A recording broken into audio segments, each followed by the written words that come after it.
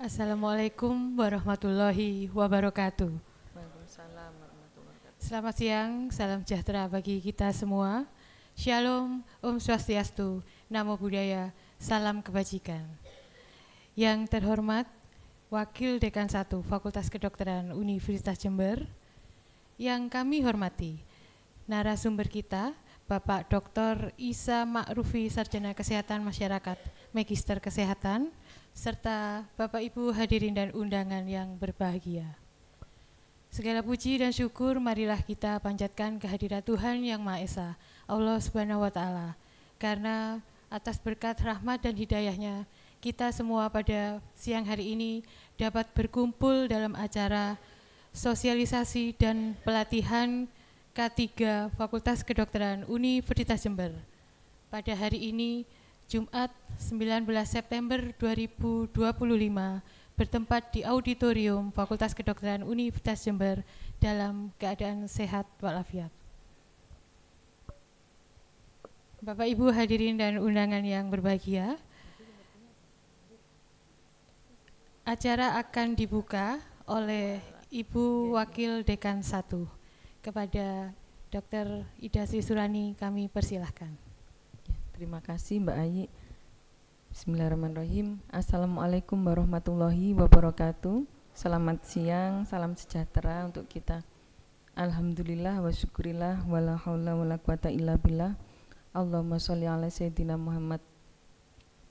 Yang terhormat narasumber kita Bapak Dr. Isa Ma'rufi SKM MKes dari Pasca Sarjana nggih, Koprodi Pasca Sarjana nggih. Yang saya hormati juga Bapak Wakor Pak Indra nggih. Oh, maaf, Ibu KTU dulu, Bu Suhaima nggih. Juga para dosen serta tendik yang sudah berkenan rawuh di auditorium siang hari ini. Kita membahas tentang keselamatan dan kesehatan kerja nggih. Ini penting sekali. Seingat saya, kalau tidak salah baru ini ya mengundang Pak Isa untuk berbicara tentang K3 ya Pak ya, setelah 25 tahun FK berdiri gitu. Padahal kita itu dekat sekali dengan risiko pekerjaan. Bahkan pernah dari lab biomol kalau tidak salah itu ada autoklav Pak, itu meledak karena terbakar. Mahasiswa waktu itu praktikum kurang rapat nutupnya gitu ya. Begitu terbakar ketakutan semua. Yang berani memadamkan itu Dr. Al-Munawir. Mungkin beliau sudah pernah ke luar negeri dan paham untuk menjinakkan alat-alat yang mahal itu ya. Jadi kalau kita mengalami atau SOP K3 itu ada yang dilanggar, itu pasti ada pertama yang terjadi kecelakaan kerja. Kedua, efek yang ditimbulkan bisa juga penyakit akibat kerja, kan itu bisa terjadi luka bakar dan sebagainya. Yang ketiga, pasti alatnya rusak. Yang keempat, dari segi finansial itu pasti juga akan rugi kita karena harus mengganti alat yang baru. Di rumah sakit gimana? Adik-adik koas itu juga beberapa kali itu ada yang tertusuk jarum seperti itu. Entah mereka itu sedang mengantuk atau bagaimana gitu. Akhirnya kan perlu proteksi. Nah, beberapa tahun ini sudah dilakukan vaksinasi untuk mencegah kecelakaan kerja di rumah sakit, utamanya oleh koas. Ya, mungkin tidak banyak yang saya sampaikan karena ini berapa Pak? 3 jam atau? Oh, 2,5 jam. Tanpa sesi tanya jawab ya Pak. Wah, kayak sayur tanpa garam gitu Pak, K3, apalagi kuliahnya jenengan itu mesti menarik gitu ya. Baik, terima kasih atas perhatiannya. Wassalamualaikum warahmatullahi wabarakatuh. Selamat siang. Terima kasih kami sampaikan kepada Dr. Rani atas sambutannya. Baiklah Bapak Ibu hadirin dan undangan sekalian, sebelum kita menginjak kepada pemaparan materi, terlebih dahulu kita akan melakukan sesi dokumentasi bersama. Mohon kepada Bapak Ibu sekalian untuk berdiri dan kita melakukan sesi dokumentasi. Ya, menunggu arahan dari Mas Rian.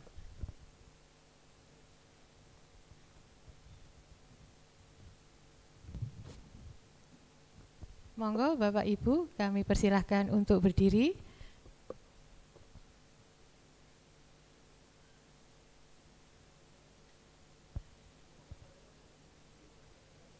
Turun dulu Bapak Ibu yang berada di, ya, kita menggunakan backdrop monitor ya. Mohon dibantu itu Mas Rian. Menggeret meja sendiri.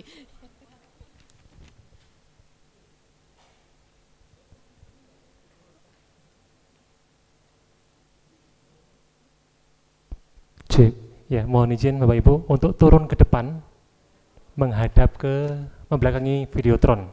Videotron sebagai background untuk berfoto bersama.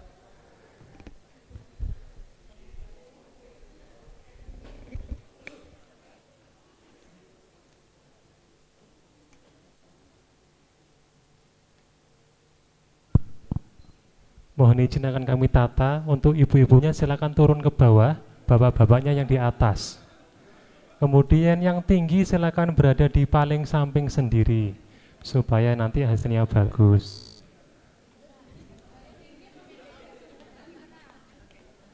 Silakan bapak-bapak di atas, merapat semua saja, agak miring begitu, supaya nanti bisa masuk frame semuanya. Pakai HP-nya Mas Rizky.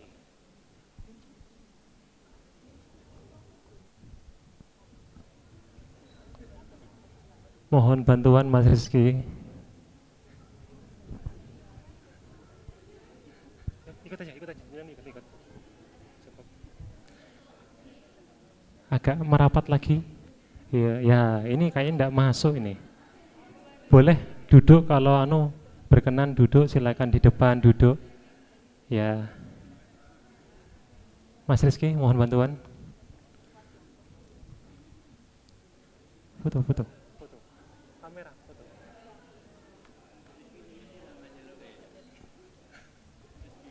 Mas Micin ya.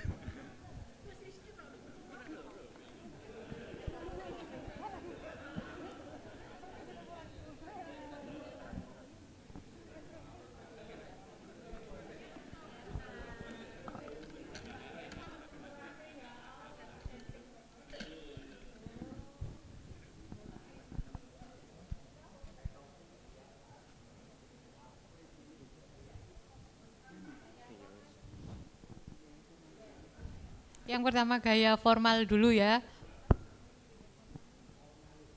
Formal, tangan di depan. Oke, saya hitung ya. Siap? 1, 2, 3. 2 gaya agromedis. Saya hitung 1, 2, 3. Yang ketiga, gaya semangat. 1, 2, 3.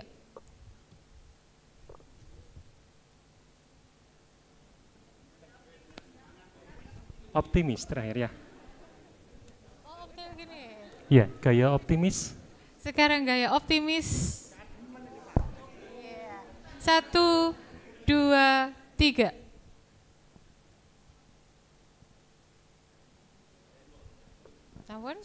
Terima kasih Bapak Ibu, bisa kembali lagi ke tempat. Mohon untuk mengisi kursi yang di depan dulu.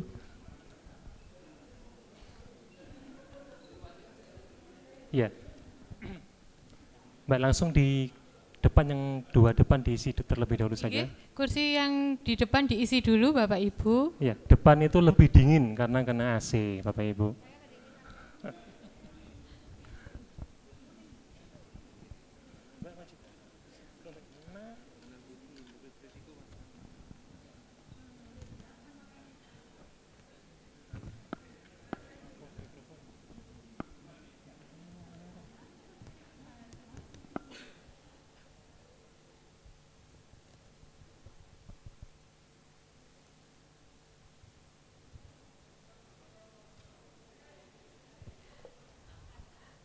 monggo mengisi kursi yang di depan terlebih dahulu.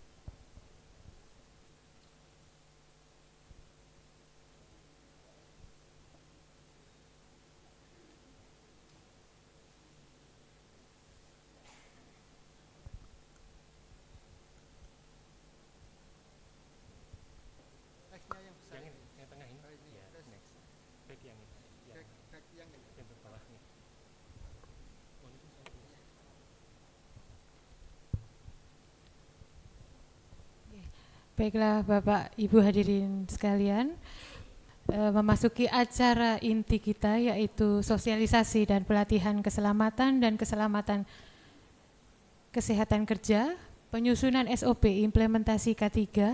Kami persilahkan kepada Bapak Dr. Isa Ma'rufi untuk memberikan materi. Bismillahirrahmanirrahim. Assalamualaikum warahmatullahi wabarakatuh. Salam sehat Bapak Ibu semua. Ya. Terima kasih. Ya, saya diundang ke sini sebenarnya pengennya hanya share materi aja, tapi kata Dr. Rufa harus ada pelatihan sebagai dokumentasi. Jadi ya terpaksa ya saya sharing di sini ya terkait masalah keselamatan dan kesehatan kerja seperti itu. Pertama mungkin nanti dipakai dalam penyusunan SOP ya terkait keselamatan dan kesehatan kerja. Jadi nanti insya Allah saya akan menyampaikan beberapa hal terkait peraturan dan konsep keselamatan dan kesehatan kerja. Kemudian terkait sistem manajemen keselamatan dan kesehatan kerja. Nanti kalau masih ada waktu, insya Allah nanti akan saya sampaikan terkait manajemen risiko K3 seperti itu. Oke, monggo mungkin ada bahan materi. Bapak Ibu semua sebenarnya kalau kita berbicara terkait yang pertama mungkin Mas, yang peraturan dulu mungkin.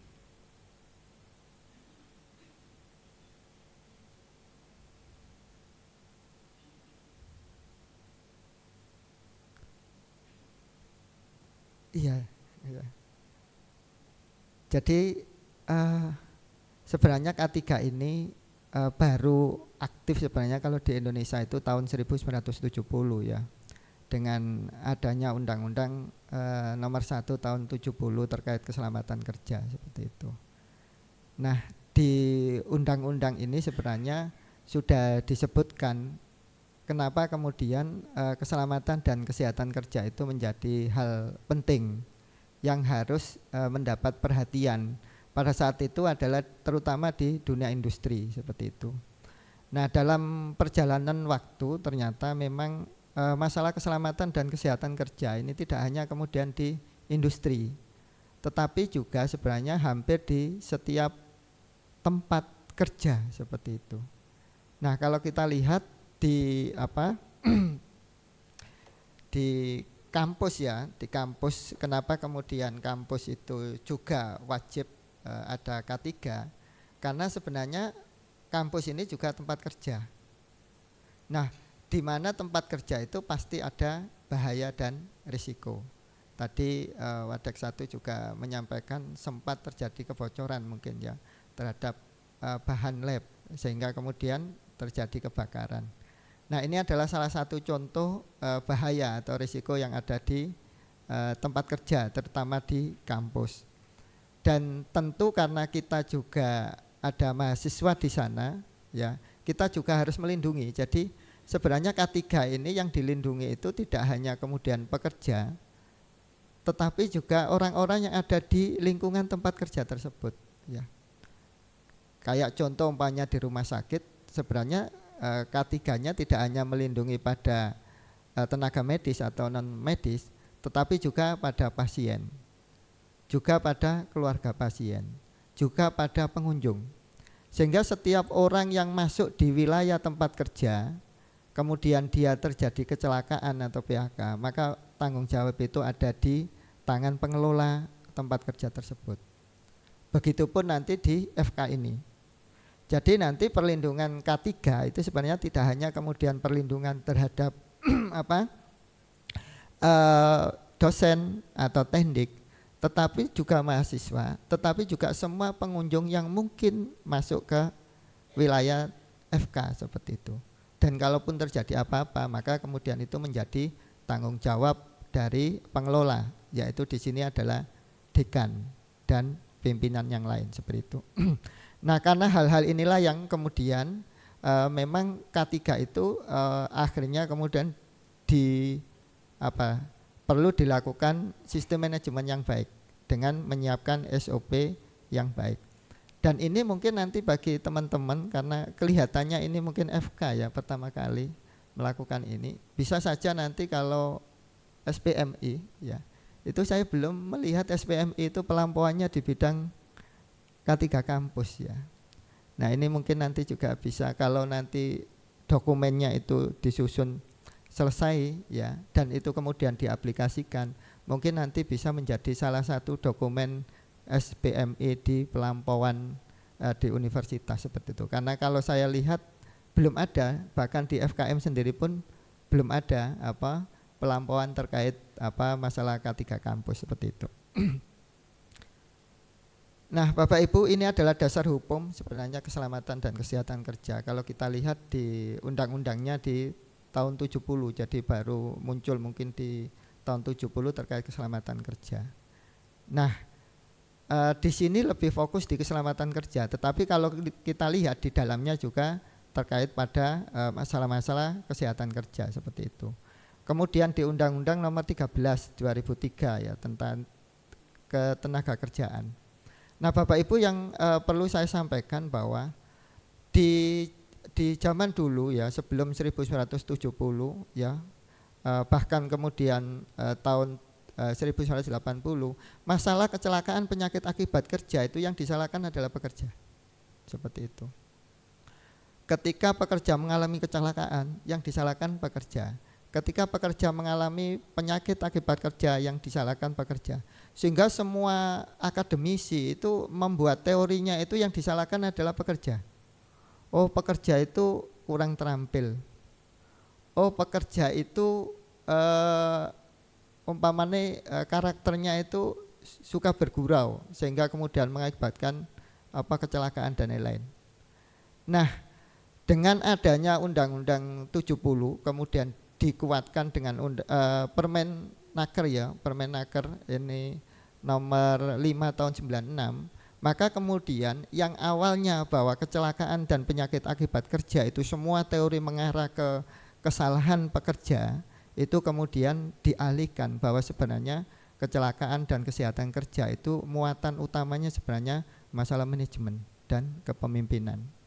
Jadi kalau manajemen K3-nya baik, kepemimpinan K3-nya baik, maka kecelakaan dan PHK itu tidak akan terjadi. Kenapa? Manajemen dan masalah penyakit dan keselamatan tadi, kalau itu dikelola dengan baik, dimanajemenin dengan baik, maka insya Allah tidak akan terjadi kecelakaan.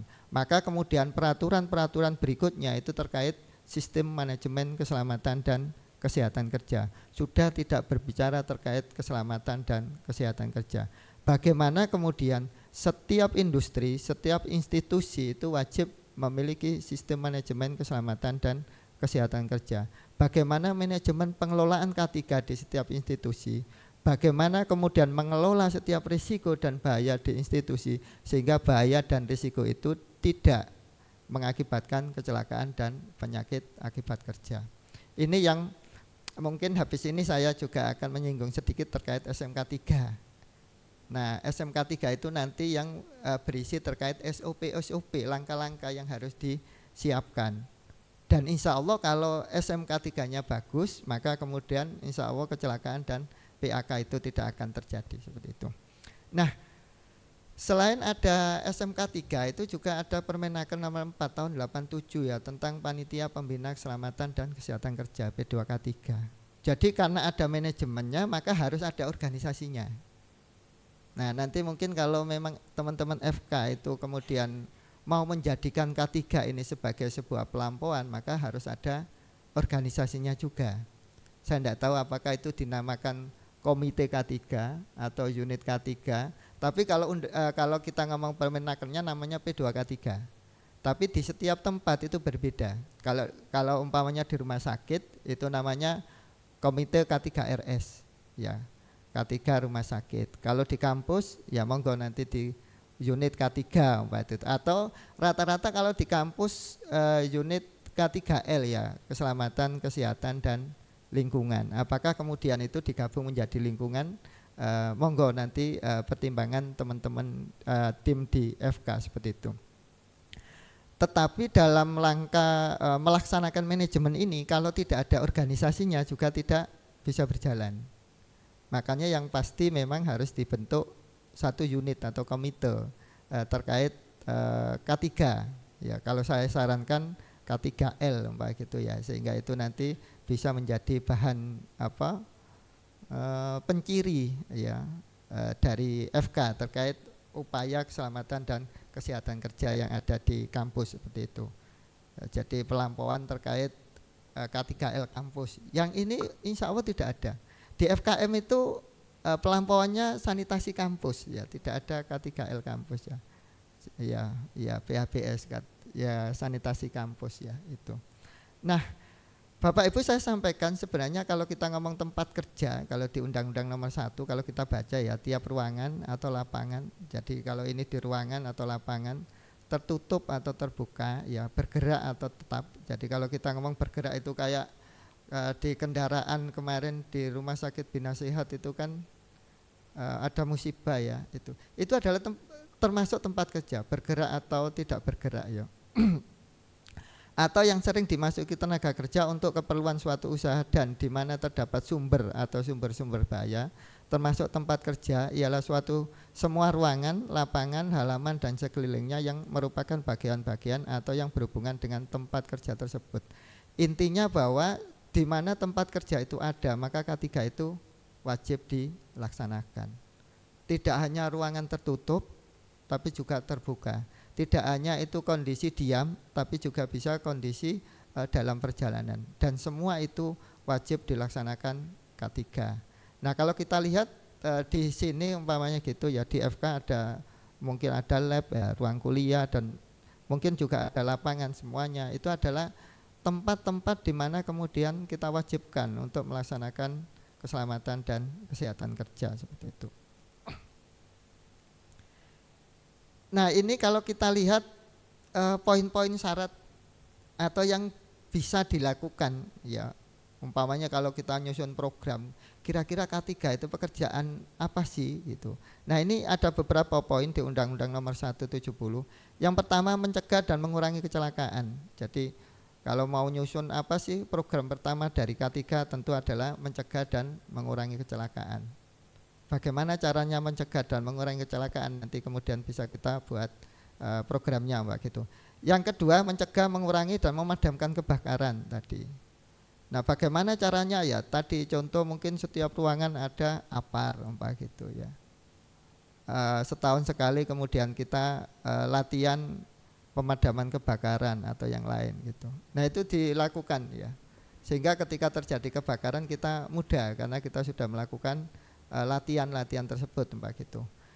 Termasuk mencegah, mengurangi bahaya peledakan. Nah ini adalah bagian dari upaya K3 ya. Kemudian memberi kesempatan atau jalan menyelamatkan diri ya. Ya ini insya Allah ini sudah ada umpamanya gitu. Kalau di ruang gedung ini umpamanya terjadi kebakaran kira-kira kemana gitu. Nah itu harus di SOP-kan juga. Itu adalah bagian K3. Kemudian memberi pertolongan pada kecelakaan itu juga, memberi alat-alat perlindungan diri pada pekerja ya, terutama nanti ketika biasanya APD ini biasanya ketika adik-adik magang atau praktek atau koas. Nah maka APD apa yang diperlukan bagi teman-teman ini, tentu nanti teman-teman FK harus menyiapkan ya, sehingga ketika terjadi kecelakaan di rumah sakit atau tempat kita magang atau KKN, itu mahasiswa kita terlindungi seperti itu.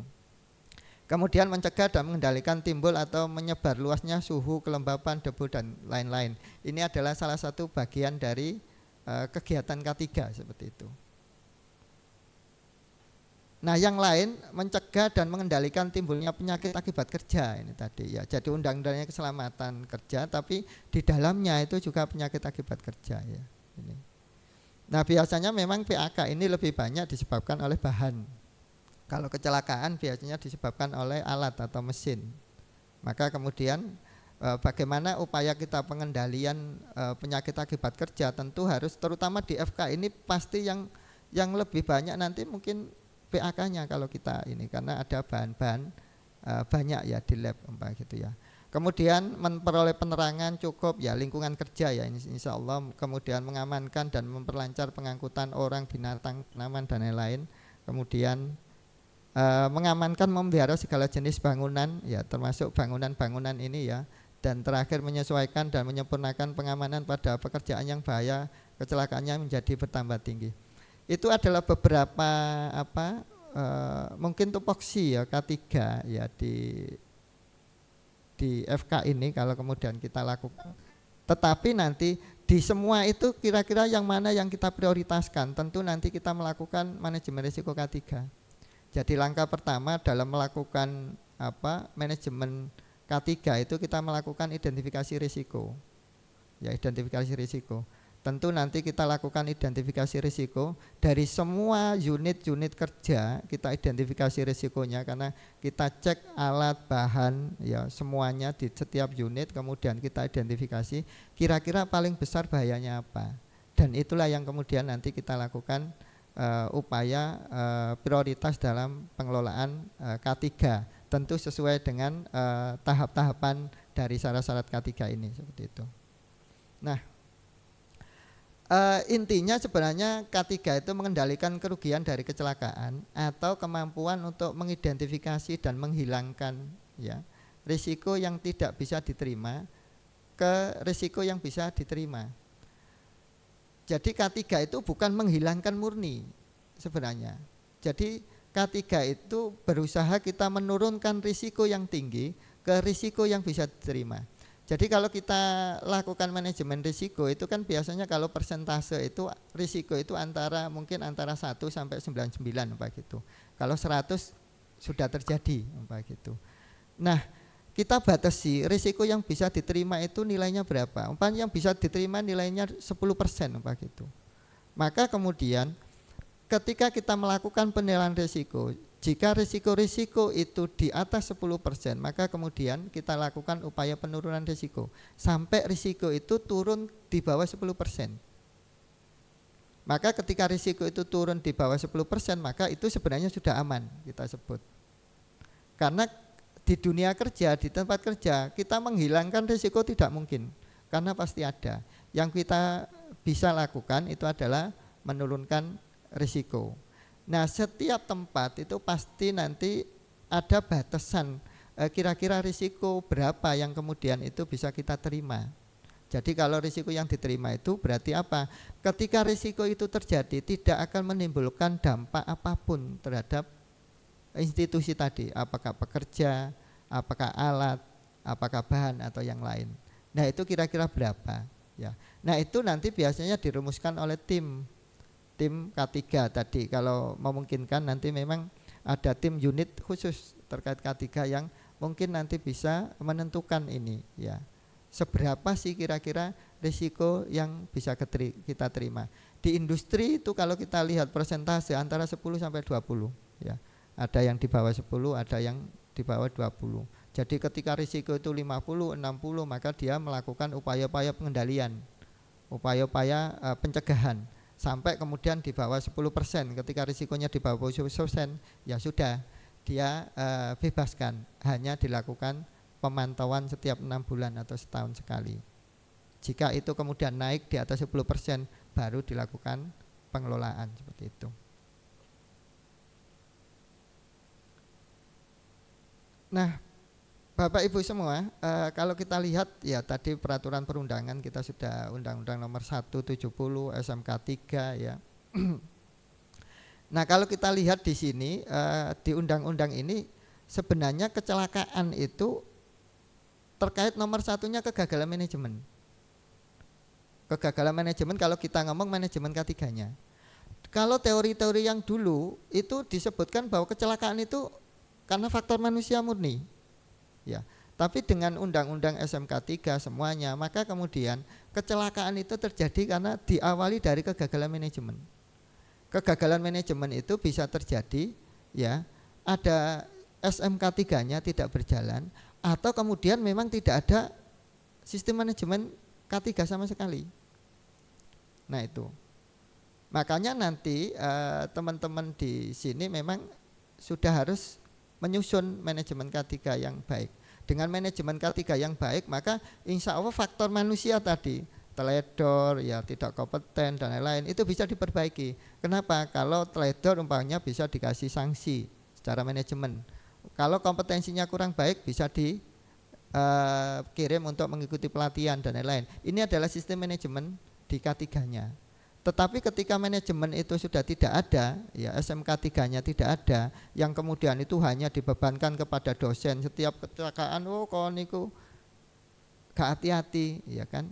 Nah, ilmu itu adalah ilmu zaman dulu. Sekarang yang kita perbaiki itu adalah bahwa ketika terjadi kecelakaan itu bukan karena tenaga kerja atau pekerja, dosen, tendik, tapi itu benar-benar kesalahan manajemen.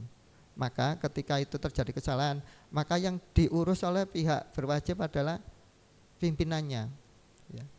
Pimpinannya. Yang kena sanksi pidana nanti pimpinannya, apalagi kemudian nanti tidak ada manajemen K3.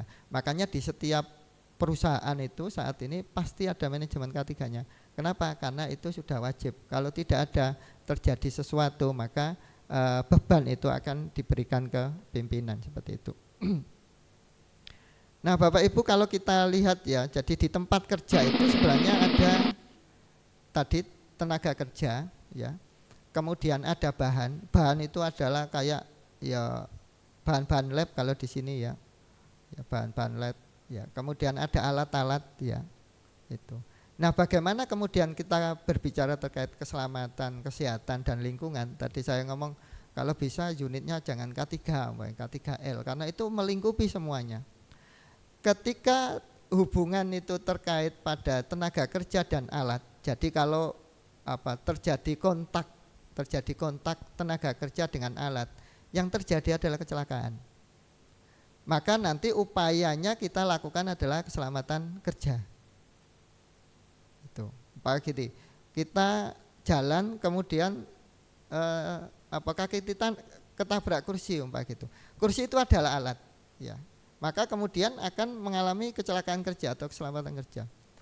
Tetapi ketika itu berbicara tenaga kerja dengan bahan, maka yang terjadi adalah kesehatan, PAK. Umpamanya kita menghirup bahan di lab terlalu lama, apalagi kalau kita biasa di lab, ya. Di lab kemudian alkohol atau yang lain, ya. Terus menerus kemudian kita hirup mungkin 10 tahun, 20 tahun, maka kita mengalami PAK, maka itu disebut sebagai kesehatan. Bahasanya penyakit akibat kerja. Kalau keselamatan ranahnya ke kecelakaan kerja. Nah, kalau bahan ketemu alat, maka itu lingkungannya yang berisiko. Panas, ya kan, berdebu, ya. Kemudian bising kalau bahan ketemu alat. Nah, maka ketika kita mau melakukan upaya manajemen risiko yang baik, maka harus kita identifikasi di masing-masing ini risiko di tenaga kerjanya, ya, di alatnya, di bahannya, ya, sehingga kemudian upaya keselamatan, kesehatan dan lingkungan itu benar-benar bisa kita kendalikan seperti itu. Inilah yang kemudian kita berbicara keselamatan dan kesehatan kerja tadi. Jadi kalau kita berbicara keselamatan kerja itu ranahnya ke kecelakaan kerja ketika terjadi kontak antara tenaga kerja dengan alat. Tapi ketika kita berbicara kesehatan kerja, maka ranahnya penyakit akibat kerja ketika tenaga kerja berkaitan dengan bahan. Perbedaan lain kecelakaan kerja dengan PAK itu adalah kecelakaan kerja itu sifatnya langsung, cepat. Maka ketika terjadi gangguan kesehatan yang sifatnya cepat, maka itu disebut sebagai kecelakaan. Tapi kalau terjadi gangguan kesehatan yang sifatnya lama, maka itu disebut sebagai penyakit akibat kerja. Kenapa? Karena bahan. Tapi kalau ketumpahan bahan, maka itu baru kecelakaan. Ya. Jadi kecelakaan kerja itu adalah sifatnya cepat, kalau PAK sifatnya lambat. Dan ini nanti bisa dua-duanya sebenarnya adalah gangguan kesehatan ketika kita berbicara terkait keselamatan dan kesehatan kerja seperti itu. Nah, Bapak Ibu semua, ini adalah mungkin perbedaan ya antara keselamatan dan kesehatan kerja. Jadi nanti ketika kita lakukan identifikasi, maka identifikasi itu tentu harus kita cek identifikasi keselamatan kerja dan identifikasi kesehatan kerja. Terkait pada identifikasi keselamatan kerja itu sangat erat terkait dengan alat tadi, alat mekanik, ya listrik, ya kinetik, bahan, tapi bahan yang mudah meledak, mudah terbakar.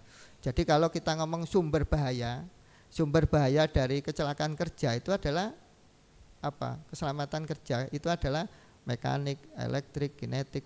Tapi ketika kita ngomong sumber bahaya PAK, penyakit akibat kerja, kita berbicara kesehatan kerja, maka itu kita ngomong fisik, kimia, biologi, ergonomi, psikososial, begitu.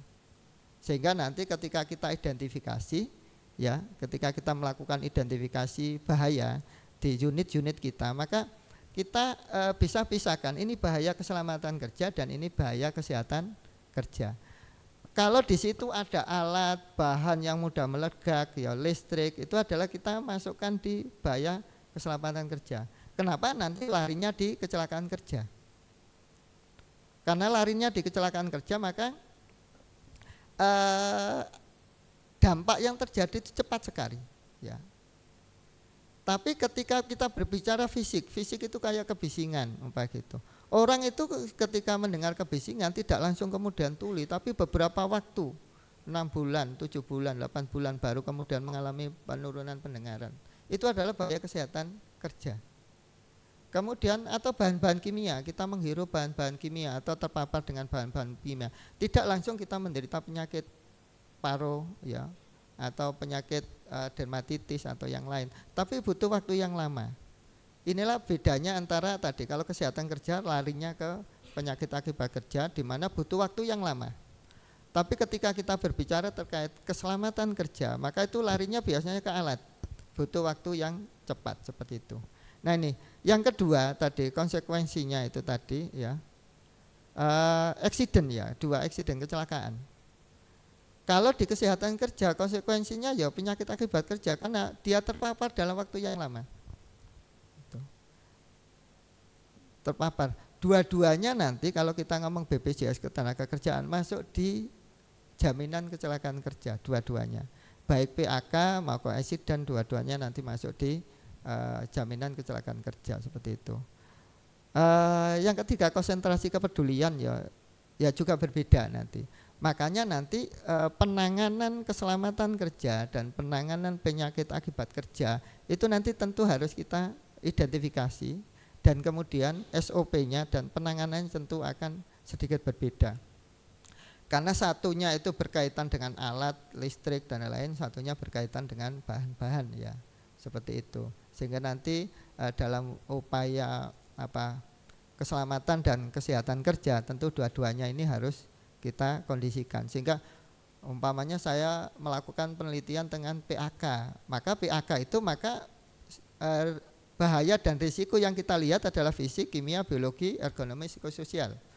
Tetapi kalau kita mau umpamanya skripsi terkait kecelakaan kerja, maka yang kita bicarakan adalah mekanik, listrik, kinetik, seperti itu sumber bahayanya, ya, ini. Karena kadang itu kita campur, ya, kadang kita campur. Apakah ini sumber bahaya keselamatan atau kesehatan, itu kita campur. Padahal memang ada karakteristik, ya, di antara apa itu kecelakaan kerja, apa itu penyakit akibat kerja, seperti itu.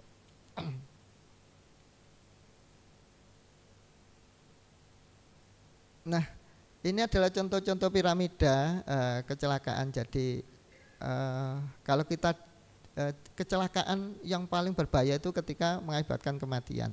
Tetapi ya selain kematian, kita di tempat kerja itu juga identifikasi kira-kira kecelakaan ringannya berapa ya, umpamanya kerusakan propertinya berapa, nyaris celaka ya. Jadi kalau tertusuk jarum itu sebenarnya ya sudah kecelakaan ringan apa gitu.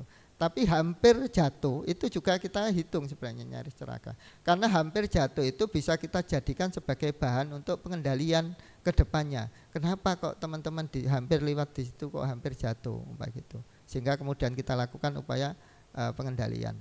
Nah, ini beberapa teori kecelakaan ya.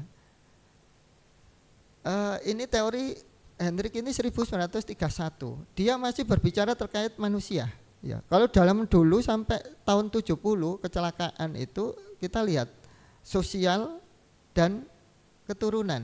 Ya, jadi semuanya dilarikan ke manusia. Persennya kesalahan manusia yang dilakukan. Oh, tindakan yang tidak aman atau kondisi tidak aman baru terjadi kecelakaan. Bahkan sampai sekarang itu juga banyak teman-teman kita yang melakukan penelitian terkait PAK atau kecelakaan, sumber faktor risikonya yang dilihat adalah hanya pekerjanya. Kan kasihan pekerja itu sudah kerja 8 jam memberi kekayaan ke pemiliknya ya semuanya, tapi kalau terjadi kecelakaan mereka yang disalahkan. Ini teori-teori yang lama ya, teori-teori yang lama. Maka teori-teori baru itu sebenarnya lebih banyak ke itu tadi, manajemen diperbaiki dulu baru kemudian berbicara terkait manusia. Nah, ini Batinis di tahun 1970 dia sudah mulai masuk ke ranah manajemen. Dia memprotes terhadap teori-teori lama bahwa sebenarnya kecelakaan itu tidak murni dari manusianya seperti itu. Tapi kecelakaan itu diawali karena apa? Kesalahan dalam pengendalian oleh manajemen. Jadi kalau manajemennya itu diperbaiki, maka kemudian insya Allah runutannya itu bisa diperbaiki. Teori klasik dari kecelakaan itu adalah kecelakaan itu tidak berdiri sendiri. Kecelakaan itu pasti ada penyebabnya, ada rangkaiannya. Tidak mungkin kemudian saya tiba-tiba jatuh. Pasti ada penyebabnya. Kenapa saya jatuh? Mungkin ada lantai yang licin gitu. Mungkin saya tidak hati-hati gitu. Nah, di dalam teori-teori ini bisa kita lihat bahwa semua itu muaranya ketika kita berbicara terkait manajemen risiko, terkait manajemen pengelolaan yang baik. Manakala manajemen pengelolaan itu kita lakukan dengan baik, maka insya Allah kemudian ikutan-ikutannya ya kondisi lingkungan yang tidak baik tadi diperbaiki. Ya, pekerja yang mungkin bekerjanya agak sembrono ya dan lain-lain, mungkin ada teguran dan lain-lain, sehingga kemudian kecelakaan itu tidak terjadi seperti itu. Ini beberapa mungkin ya ini tadi kayak ya program yang ya tidak optimal ya, tidak adanya SOP ya dan lain-lain. Nah, itu akan mempengaruhi penyebab langsung ya. Penyebab langsung itu kayak personal faktor ya, faktor personal ya, kayak pendidikan ya, kompetensi dan lain-lain. Kemudian juga ada faktor pekerjaan ya, beban kerja dan lain-lain itu. Nah, itu mempengaruhi penyebab ini ya. Itu tadi penyebab dasar. Penyebab langsung itu adalah tindakan dan kondisi yang tidak aman. Baru kemudian terjadi kontak tadi. Apakah bekerja dengan bahan sehingga menyebabkan PAK, atau terjadi kontak pekerja dengan alat ya, itu kemudian mengakibatkan kecelakaan tadi gitu. Nah, ini adalah beberapa penyebab. Nah, nanti ketika kita melakukan menyusun SOP, pasti kita nanti melakukan manajemen risiko seperti itu.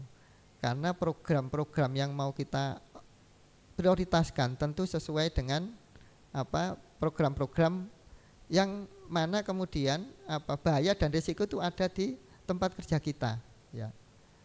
Nah, ini adalah beberapa contoh, insya Allah nanti bisa diperdalam sendiri Bapak Ibu. Ini kayak perbuatan tak aman ya, kondisi tidak aman ya. Nanti kita tinggal buat checklist saya di ruangan ini kira-kira seperti apa bahayanya. Kita tinggal checklist aja.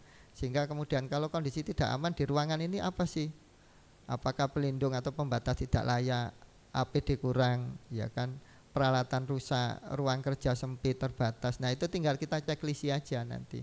Sehingga dari poin-poin ini nanti kita bisa mengetahui kira-kira di setiap unit itu kira-kira risikonya yang terbesar itu apa, seperti itu. Faktor pribadi tadi, fisik ya, stres, mental dan lain-lain. Kemudian faktor kerja juga, pengawasan, engineering ya, kurang peralatan dan lain-lain. Nah ini penyebab akibat kerugian yang lain ya, ini utamanya ya manajemen tadi ya, program tidak sesuai, standar tidak sesuai, kepatuhan terhadap standar juga kurang ya ini. Maka insya Allah kalau di manajemen itu sebenarnya diawali dari sini ya, makanya kita perlu SOP. Maka setiap akreditasi itu pasti nanti ditanya terkait SOP seperti itu. Dan kalau kita sudah melaksanakan manajemen K3 maka harus ada manual K3-nya. Nah manual K3-nya itu mungkin nanti bisa disusun oleh teman-teman yang ada di FK, sehingga nanti manual K3-nya itu kita berbicara terkait SMK3-nya ya, SMK3-nya di masing-masing elemen yang ada seperti itu.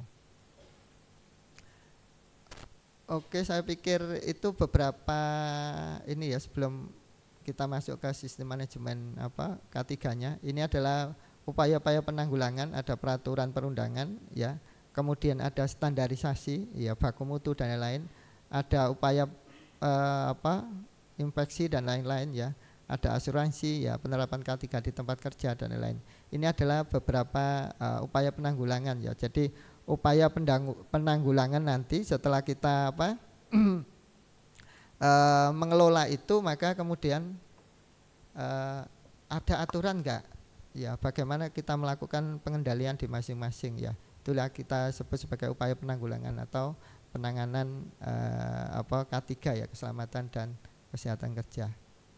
Ya, itu mungkin di awal pengantar ya, sebelum kita masuk ke sistem manajemen keselamatan dan kesehatan kerja, karena outputnya ini kalau tidak salah SOP manual ya.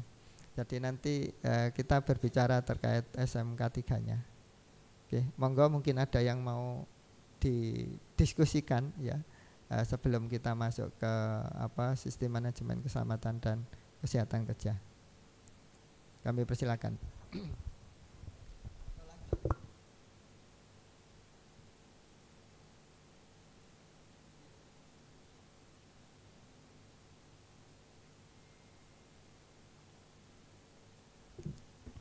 Kita masuk langsung ya.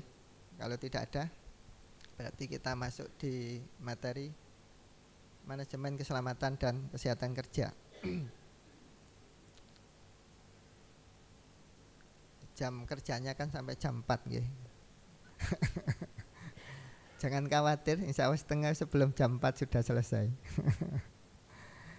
Oke ya, kita masuk di sistem manajemen keselamatan dan kesehatan kerja. Jadi itu tadi ya, kalau kita lihat teori-teori yang dulu itu semuanya mengarah ke kesalahan kecelakaan PHK itu yang disalahkan adalah pekerja.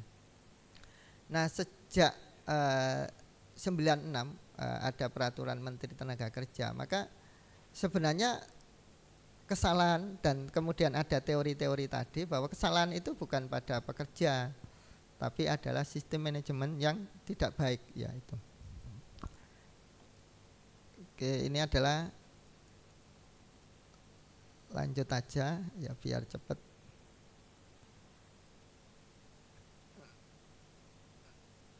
Nah Bapak Ibu, di manajemen K3 itu sebenarnya kenapa harus ada manajemen K3? Karena manajemen K3 itu adalah mengelola risiko ini tadi, mengelola risiko. Jadi kalau kita berbicara terkait manajemen K3 itu adalah mengelola risiko ini, yaitu ada dua yang bisa kemudian kita upayakan, yaitu pencegahan dan promosi. Jadi setiap pekerjaan itu pasti ada risikonya. Setiap pekerjaan itu pasti ada risikonya. Nah, ketika kita ngomong risiko itu adalah kejadian yang belum terjadi. Nah, kita melakukan manajemen risiko itu adalah kita melakukan penilaian kira-kira risiko-risiko apa yang besar, yang kemungkinan itu terjadi. Sehingga risiko-risiko itu kita kelola, ya, kita kendalikan, kita tanggulangi. jangan sampai risiko tadi mengakibatkan gangguan kesehatan, penyakit atau kecelakaan. Jadi fungsi dari SOP tadi, manajemen K3 itu adalah fungsinya mengelola risiko ini tadi. Nah, taunya kita dari mana risikonya, kita adalah melakukan identifikasi. Jadi nanti insya Allah Bapak Ibu akan, kalau melakukan ini berarti Bapak Ibu harus melakukan identifikasi risiko di setiap unit. Umpamanya Kaleb harus melakukan identifikasi risiko, ya, mulai tadi risiko fisik, kimia, biologi, ya, sampai kemudian risiko listrik, ya, elektrik, ya, mekanik dan lain-lain. Kita identifikasi dan kemudian kita lakukan penilaian, penghitungan. Di antara risiko-risiko tadi itu mana risiko yang paling besar? Nah, risiko-risiko yang besar itu kemudian kita turunkan dengan pengelolaan dengan menurunkan risiko agar tidak terjadi gangguan kesehatan. Nah, fungsi K3, fungsi manajemen keselamatan kesehatan kerja itu adalah mengelola risiko itu agar tidak terjadi gangguan kesehatan. Gangguan kesehatan apa? Penyakit akibat kerja dan kecelakaan. Begitu terjadi kecelakaan, maka SMK3-nya gagal. Jadi umpamanya tadi ya kita berbicara ada ledakan di lab gitu, ada kebocoran dep. Sekali terjadi maka sebenarnya kan pengelolaan risikonya kita tidak berhasil seperti itu. Makanya kemudian poin-poin yang penting itu adalah bagaimana kemudian kita mampu mengidentifikasi risiko dan bahaya di setiap unit, kemudian bahaya dan risiko itu kita kelola, jangan sampai kemudian terjadi kecelakaan. Karena begitu terjadi kecelakaan maka tentu SMK3-nya tidak berhasil, gagal seperti itu ya. Nah, baru kemudian ada ranah kuratif ya, rehabilitatif, baru kemudian mungkin dibawa ke rumah sakit untuk melakukan pengobatan ya. Kalau PAK atau kecelakaan kerja ya. Ini. Oke. Ini lanjut ke poin-poin tadi sudah sistem manajemen keselamatan. Nah, Bapak Ibu semua, SMK3 itu ada di peraturan pemerintah nomor 50 tahun 2012 ya. Nah, kalau di umum ISO ya, ISO 45001 ya. Itu ISO-nya ya. Nah, kalau di kita itu biasanya bisa menerapkan di PP 50 tahun 2022 ini. Maka ketika kita membuat SOP, maka SOP itu dimulai dari penetapan kebijakan atau K3. Jadi ada kebijakan dari dekan terkait bahwa dekan berkomitmen untuk melaksanakan upaya keselamatan dan kesehatan kerja. Itu wajib. Ya, umpama gitu ya. Ini langkah pertama, ada penetapan kebijakan K3. Kemudian ketika sudah ada kebijakan komitmen dari pimpinan ya, ada peraturan dekan, maka kemudian baru masuk ke langkah kedua dalam SMK3 itu yang disebut sebagai perencanaan K3. Jadi unit tadi, jadi makanya ketika kita melaksanakan SMK3 maka harus ada unit yang menangani K3 ini. Maka unit tadi bisa melakukan perencanaan K3. Program-program K3 ya, melakukan rencana identifikasi, rencana pengelolaan risiko dan lain-lain. Itu adalah di tahap kedua di dalam sistem manajemen keselamatan dan kesehatan kerja. Nah, setelah perencanaan ini biasanya dibuat di bulan Januari atau Februari ya, gitu. Nah, Maret, April sudah kemudian melaksanakan rencana K3 tadi. Jadi program-program apa K3 yang ada, maka kemudian dilakukan di tahap ketiga, ya, tahap ketiga. Nah, kemudian nanti di akhir tahun mungkin bulan November dan lain-lain itu baru dilakukan upaya evaluasi ya. Kalau sekarang itu mungkin audit ya, MONEF ya, seperti itu. Jadi berputar sampai kemudian peninjauan, nanti kalau bulan November dilakukan tinjauan peningkatan tinjauan manajemen ya. Dan kemudian tahun berikutnya dimulai lagi seperti itu. Jadi SMK3 ini adalah tahapan-tahapan di mana kemudian mulai penetapan kebijakan sampai perencanaan, sampai implementasi, sampai monitoring dan evaluasi, sampai tinjauan manajemen itu dilakukan dalam 1 tahun ya, dan kemudian tahun berikutnya itu juga melakukan itu lagi, dan semuanya harus terdokumentasi, semuanya harus ada SOP-nya ya. Ini yang kemudian nanti kita berbicara terkait SMK3, Sistem Manajemen Keselamatan dan Kesehatan Kerja. Nah di standar 1, jadi tadi kan ada 1, 2, 3, 4, ada 5 standar. Di standar 1 itu ada 3 elemen. Berarti kalau ada 3 elemen berarti SOP-nya itu ada 3 ini. Ya.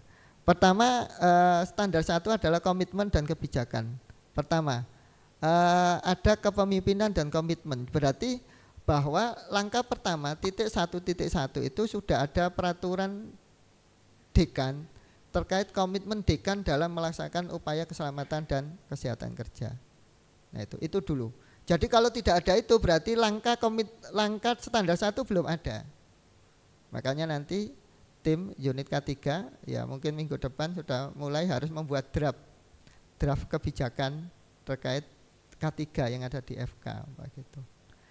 Kemudian setelah draft itu ada ya, kemudian peraturan dekan terkait K3 itu sudah ada, kita masuk ke elemen kedua. Apa itu? Tinjauan awal K3. Jadi kita lakukan tinjauan awal K3 itu adalah kita lakukan penilaian deskripsi kondisi K3 saat ini. Ya saat ini. Sehingga nanti kemudian kita melakukan kajian. Kira-kira posisi K3 di FK sekarang itu posisi di mana? Nah itu. Nah kemudian nanti di poin ketiga kita bisa menyusun kebijakan K3. Jadi kalau di pertama itu komitmen, jadi komitmen itu biasanya hanya 1 lembar. Saya dekan fakultas berkomitmen untuk melaksanakan. Tapi kalau di 1.3 kebijakan itu sudah keluar program-program kebijakan. Ya, program-program apa terkait melaksanakan K3, kebijakan-kebijakan. Nah, di komitmen dan kebijakan di standar 1 ini harus kita lakukan. Ya, harus ada dokumennya, ya.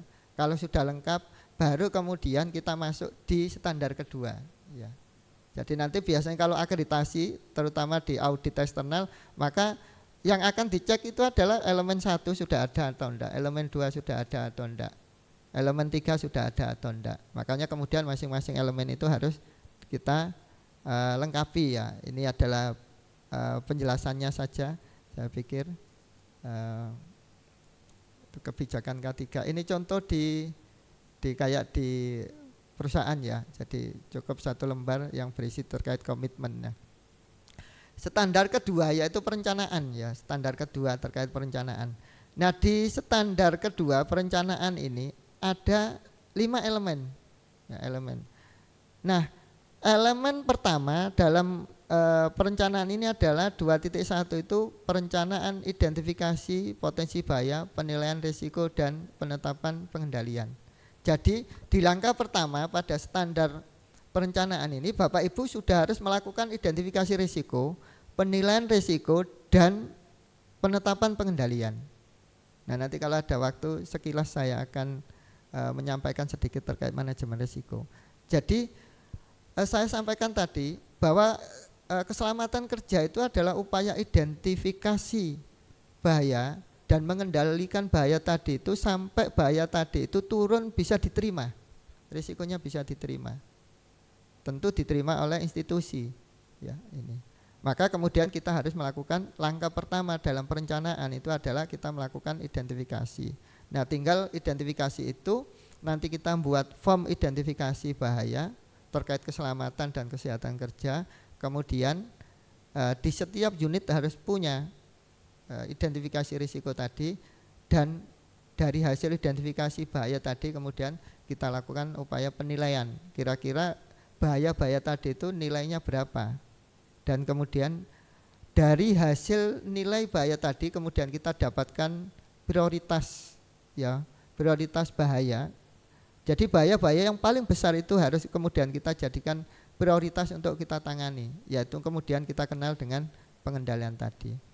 Nah, ketika kita sudah melakukan perencanaan identifikasi ya, kemudian penilaian dan penetapan pada elemen 2.1, dan itu harus ada dokumennya, harus ada dokumen identifikasi, harus ada dokumen penilaian, harus ada dokumen pengendalian. Maka kita masuk kedua itu adalah persyaratan hukum dan lainnya. Nah, di persyaratan hukum dan lainnya ini kita identifikasi kira-kira kalau bahaya-bahaya ini itu terkait pada hukum-hukum apa, persyaratan hukum-hukum apa. Karena apa? Umpamanya gini, Kalau kita terkait lab, berarti kan kita cari aturan-aturan keselamatan di laboratorium, gitu. Kalau terkait itu mesin, tentu kita harus cari aturan-aturan terkait mesin, gitu. Nah ini di titik 2, nanti kemudian kita bisa list ceki sehingga bisa kita kelola. Kemudian 2.3 itu tujuan dan sasaran, ya. Nah, kita berbicara terkait tujuan K3 itu apa di sini. Terus sasarannya K3 apa saja, ya. Kemudian ke 2.4 indikator kinerja. Jadi indikator kinerja itu kira-kira dari program-program kita itu indikatornya apa? Oh, terjadi penurunan kecelakaan atau kecelakaan tidak terjadi 0%, gitu. Indikator kinerja, ya. Ini. Kemudian 2.5 adalah perencanaan awal dan perencanaan kegiatan yang sedang berlangsung, ya. Ini adalah di perencanaan. Jadi di standar perencanaan, ya, sebelum kita membuat kebijakan atau program, maka yang penting itu adalah kita melakukan identifikasi, ya, penilaian dan penetapan pengendalian, ya. Ini adalah di standar kedua. Dan ini nanti Bapak Ibu dokumennya itu harus ada semua.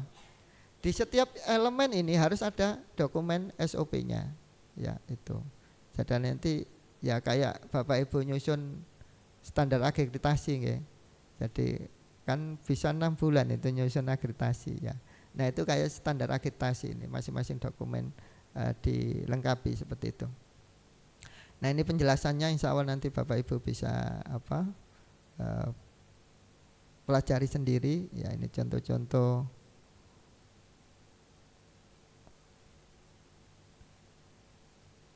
Ini program K3 contoh aja, ya.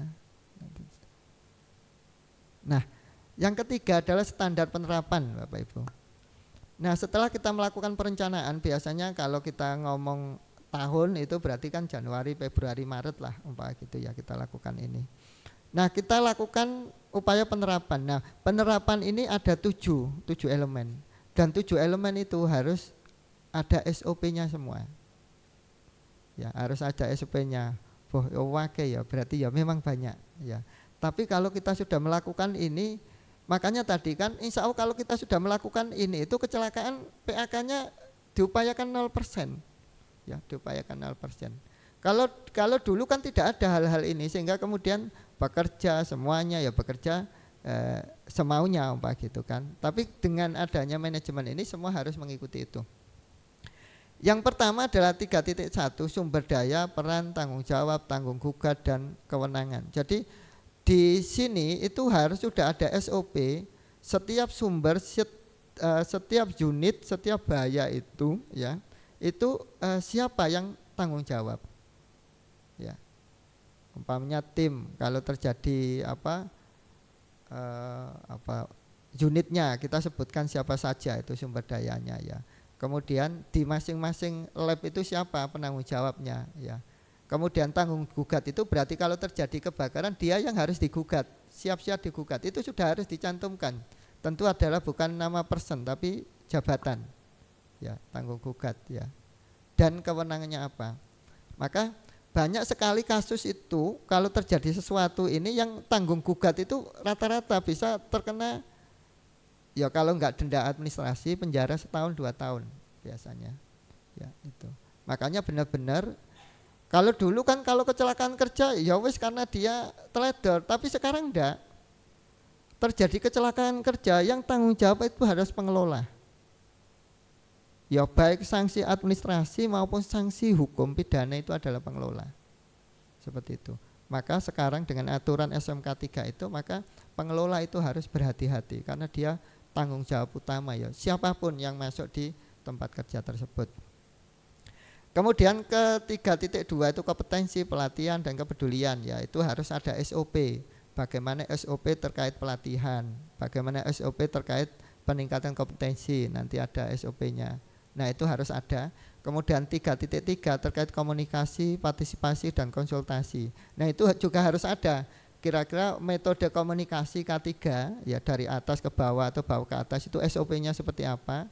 Partisipasi dari pekerja termasuk kemudian pimpinan dan tim unit K3 itu seperti apa, itu juga harus ada SOP-nya disiapkan. Kemudian 3.4 dokumentasi, ya, Itu adalah bagaimana SOP mendokumentasikan semua dokumen-dokumen terkait K3. Nah, itu. Kemudian ada titik 35 itu pengendalian dokumen, itu adalah bagaimana upaya kita dokumen-dokumen tadi itu tidak hilang, tidak rusak, dan butuh pergantian mungkin setiap 4 tahun, 5 tahun, maka itu harus ada SOP di pengendalian dokumen di 3.5 ya. Kemudian ada 3.6 itu pengendalian operasi, itu pengendalian operasi SOP dalam mengendalikan kalau di kampus mungkin laboratorium, bagaimana langkah setiap tahapan di laboratorium, di perkuliahan begitu ya. Kalau di industri biasanya ya pengendalian operasi itu mulai dari persiapan bahan ya, kemudian pengolahan sampai bahan jadi ya. Kalau di kampus ya mungkin di lab pengajaran dan lain-lain itu ya. Dan terakhir di kesiapan dan tanggap darurat ya. Ini harus juga ada SOP terkait ketanggap daruratan ya ini. Nah, inilah di standar 3. Dan semuanya harus ada SOP-nya. Ya, semuanya harus ada SOP-nya. Sehingga nanti Bapak Ibu kalau mau ngomong SMK 3 kampus ya, jadi kalau nanti pelampuan K3L kampus ya pelampuannya, maka ditunjukkan ini insya Allah semuanya sudah terjawab semua ya. Bagaimana poin-poin ya SOP ya pelaksanaan dari K3 yang ada. Nah, ini penjelasannya, saya pikir nanti Bapak Ibu bisa baca sendiri ya.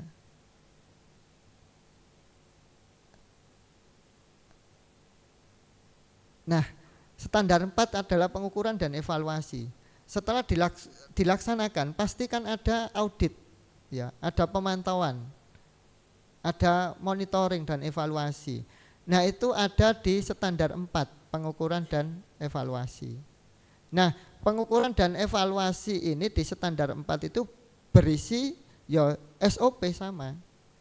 Kalau di sini mungkin kalau pembelajaran kan LPMPP ya. Nah, itu. Jadi fungsi LPMPP di sini. Tapi kalau di sini berarti ya harus bagaimana upaya kita dalam melakukan pengukuran lingkungan ya, audit internal ya, itu ada di sini. Di sini di standar 4 itu ada 5 elemen. 5 elemen itu juga harus ada SOP-nya. Ya, itu. Pertama, pengukuran dan pemantauan kinerja ya. Jadi pengukuran gini, perlu nggak dilakukan pengukuran lingkungan kerja gitu. Berapa kali dalam semester atau tahun gitu ya. Pengukuran lingkungan kerja atau pengukuran kinerja atau yang lain ya. Nah, itu biasanya bisa kita lakukan ya. Pengukuran umpamanya stres kerja gitu ya. Dosen-dosen biasanya kan pasti mengalami stres kerja. Nah, itu metodenya seperti apa? Itu adalah di 4.1. Kemudian 4.2 evaluasi pemenuhan. Ya, evaluasi pemenuhan itu bagaimana SOP dalam memenuhi semua program kriteria tadi ya. Kemudian 4.3 ada penyelidikan insiden. Nah, itu bagaimana kalau terjadi kecelakaan atau apakah sudah terjadi atau mau. Nah, bagaimana SOP penyelidikannya ya. Nah, itu kita sudah buatkan di 4.3. Kemudian 4.4 pengendalian rekaman ya. Pengendalian rekaman sama dokumen di sini dibeda. Kalau di dokumen itu tadi di standar 3, tapi kalau rekaman di standar 4. Kalau rekaman itu adalah dokumen yang fix, yang tidak bisa dirubah. Ya, jadi kalau kita ngomong dokumen rekaman berarti itu dokumen itu sudah tidak bisa dirubah. Tapi kalau kita ngomong di standar 4 tadi, pengendalian dokumen di standar 3 tadi, itu dokumen itu masih bisa dirubah. Kayak form manajemen risiko, form identifikasi risiko, itu adalah di dokumen. Tapi kalau rekaman itu berarti rekaman itu adalah hasil dari penyelidikan atau monitoring lingkungan, begitu. Nah, itu ada disebut sebagai rekaman. Dan 4.5 audit internal ya, audit internal ya. SPMI kalau kita itu SPMI ya, itu. Nah, kalau di K3 ini ada audit internal khusus ya di sini. Nah, audit internal ini bisa kita lakukan di bulan mungkin 9-10 ya. Ya, seperti itu. Nah, ini harus juga ada SOP-nya semua. Makanya nanti kalau kita melakukan SMK 3 kampus, maka kemudian kita harus siapkan SOP ini ya. Itu. Nah, ini penjelasannya ya, nanti Bapak Ibu bisa baca sendiri. Nah, terakhir adalah tinjauan ulang. Nah, tinjauan ulang ini adalah bagaimana kemudian hasil audit internal tadi, kalau ditemukan ada hal-hal program yang belum berjalan atau ada hal-hal yang belum dilakukan sama sekali program atau bahkan tidak ada, maka di tinjauan ulang ini bagaimana kemudian kita melakukan perbaikan, rekomendasi perbaikan. Tentu upaya perbaikan itu adalah dilakukan tahun depan. Jadi hasil audit internal itu kemudian kita list apa saja yang belum dilaksanakan atau belum ada ya. Kemudian kita list dan kemudian kita masukkan rekomendasi untuk dilakukan perbaikan tahun depan. Ini yang kemudian kita sebut sebagai tinjauan ulang ya. Ini ada satu elemen yaitu tinjauan manajemen, dan insya Allah di pembelajaran juga ada tinjauan manajemen ya, seperti itu. Nah, semua ini ketika kita lakukan ya, mulai dari komitmen kebijakan, perencanaan, penerapan, pengukuran, tinjauan ulang, itulah yang disebut sebagai sistem manajemen keselamatan dan kesehatan kerja. Yang dulunya itu tidak ada, karena semua kecelakaan PAK itu yang salah pekerja, kasihan sekali. Tapi sekarang enggak. Kalau terjadi kecelakaan kesehatan kerja, yang salah adalah sistem manajemennya, pimpinannya ya, itu. Sehingga yang bertanggung jawab semua adalah pimpinannya, seperti itu. Nah, itu mungkin Bapak Ibu di materi SMK 3 ya, sedikit-sedikit ya. Nanti paling enggak ada gambaran terkait SMK 3 ya. Gitu. Oke. Mungkin ada yang didiskusikan. Kita masuk di manajemen risiko sebentar, karena ini hal yang harus Bapak Ibu lakukan mungkin nanti ya, kalau kita melakukan ini di materi keempat. Mungkin itu tadi yang pertama tadi Mas, ini dilewati aja, di terakhir aja ya. Jadi nanti Bapak Ibu bisa melakukan ini, karena ini adalah langkah pertama di perencanaan tadi ya, identifikasi risiko, dan itu bisa dilakukan di setiap unit. Tadi di materi keempat Mas, tadi dimunculkan di awal. Nah ini ya, silakan. Nah ini langkah pertama ya. Jadi semua sumber program dan lain-lain itu berasal dari sini nanti ya. Bagaimana kita mengidentifikasi bahaya, kemudian melakukan penilaian risiko, sampai kemudian mengendalikan risiko tadi ya. Tuh. Nah, ini adalah elemen dalam melakukan identifikasi ya. Mulai dari identifikasi bahaya, kemudian kedua kita melakukan penilaian risiko, dan ketiga adalah pengendalian risiko. Nah, pengendalian risiko inilah yang kemudian nanti kita jadikan sebagai program. Ya, program. Kira-kira bahaya-bahaya apa saja, risiko-risiko apa saja, dan kemudian pengendalian risiko ini kita jadikan program selama mungkin ya mulai 1 tahun itu. Ya, ini adalah, lanjut aja ya nanti. Nah, Bapak Ibu, yang perlu kita lihat pada identifikasi bahaya, kira-kira dimulai dari kira-kira di suatu unit itu ada alat atau peralatan kerja atau apa yang memungkinkan itu mengakibatkan atau menjadi bahaya, yang mengakibatkan terjadinya risiko. Maka itu bisa kita identifikasi. Umpamanya ruangan ini ada apa sih kira-kira alatnya, gitu, 1, 2 dicatat. Itu mengakibatkan bahaya atau enggak, gitu kita catat. Yang kedua, sikap perilaku praktek pekerja. Kira-kira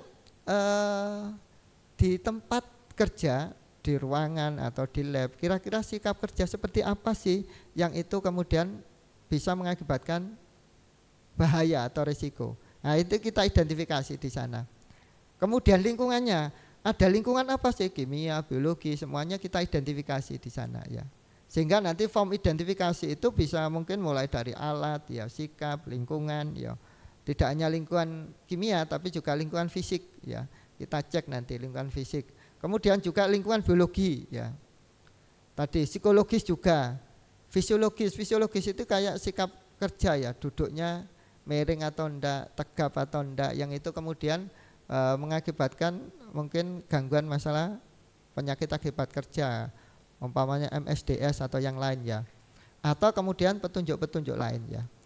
Nah itu kita identifikasi di setiap unit, jadi mulai tadi alat, bahan, kemudian lingkungan fisik, kimia, biologi ya, fisiologi, termasuk psikologi ya.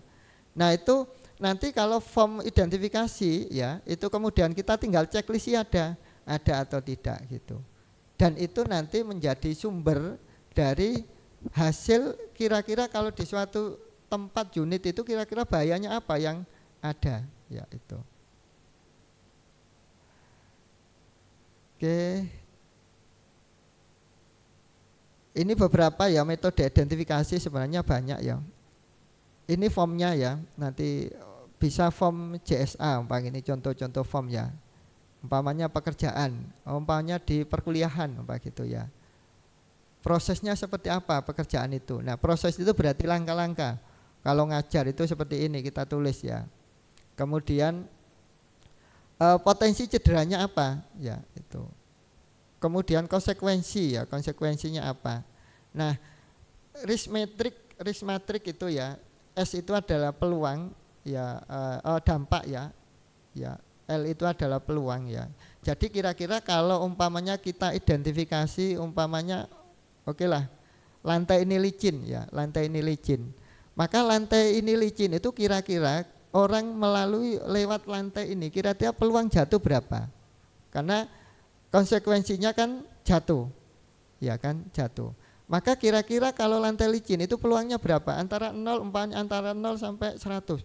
Kalau lantai ini sangat licin maka peluang 70% jatuh, begitu. Dampaknya kalau jatuh itu apa, begitu? Oh, luka ringan atau keselio. Nah, kalau keselio itu dihitung itu berapa nilainya? Antara 0 sampai 100. Oh, mungkin nilainya 60, begitu. Nah, risiko itu, besaran risiko adalah perkalian antara S sama L itu tadi. Jadi antara 7, umpamanya peluangnya jatuh itu 7, kemudian dampaknya itu ketemu 6, berarti 7 kali 6. Itulah yang kemudian kita sebut sebagai besaran risiko. Dan kemudian baru kemudian kita ada upaya pengendalian di sana. Dan kalau kita lihat isian ini, di satu ruangan ini bisa banyak. Kenapa? Karena alatnya, oh alatnya itu bahayanya apa. Tadi oh lingkungannya seperti apa gitu. Fisik, kimia, terus kita tulis di sana ya. Maka manajemen risiko itu adalah isian di setiap unit kerja itu kira-kira apa identifikasi bahaya yang ada ya. Ini contoh matrik-matrik lain ya, nanti silakan nanti kalau mau pakai matrik yang mana ya nanti saya bantu ya. Banyak jenis matrik ya. Ini adalah beberapa bahaya yang memudahkan nanti juga Bapak Ibu untuk mengidentifikasi di unit-unit kerja Bapak Ibu ya. Nah, setelah kita mampu mengidentifikasi tadi ya, semua kita identifikasi ya, mulai proses, penyebab, akibatnya, maka langkah kedua itu adalah kita melakukan penilaian risiko ya. Nah, biasanya penilaian risiko ini kalau di kesehatan itu biasanya, kalau di industri tadi 2 tadi ya, dampak kali peluang tadi. Nah kalau di dunia kesehatan itu biasanya ditambah 1 yaitu paparan. Sehingga nilai risiko itu perkalian antara peluang terjadinya risiko tadi dikalikan dampak dikalikan paparan. Paparan itu kemungkinan dia berapa lama terpapar dari bahan ini. Maka itu menjadi paparan. Sehingga besaran dari 3 poin itulah yang kemudian kita lakukan penilaian. Hasil akhir itulah yang menentukan kira-kira berapa sih besar risiko yang ada di setiap unit seperti itu. Ini beberapa langkah ya. Ini lanjut aja. Nah, ini kriteria peluang Bapak Ibu. Jadi nanti kalau Bapak itu sudah identifikasi maka masuk ke P-nya peluang ya. Maka kalau itu kejadian umpamanya gini, sangat licin, hampir pasti kalau saya lewat sini jatuh, maka Bapak Ibu bisa kasih nilai 10 umpamanya gitu. Nah, nanti tinggal kalau ini lantainya nggak licin kan nggak mungkin jatuh, berarti 0,1 gitu. Sehingga sebenarnya dari peluang itu kita ada bisa memastikan kira-kira berapa besar risiko di setiap ruangan, di setiap sumber bahaya seperti itu. Kemudian ini paparan tadi, frekuensi paparan. Biasanya kalau di industri jarang, tapi kalau di rumah sakit, di dunia kayak kita ya, di lab dan lain-lain, di pendidikan itu ada paparan.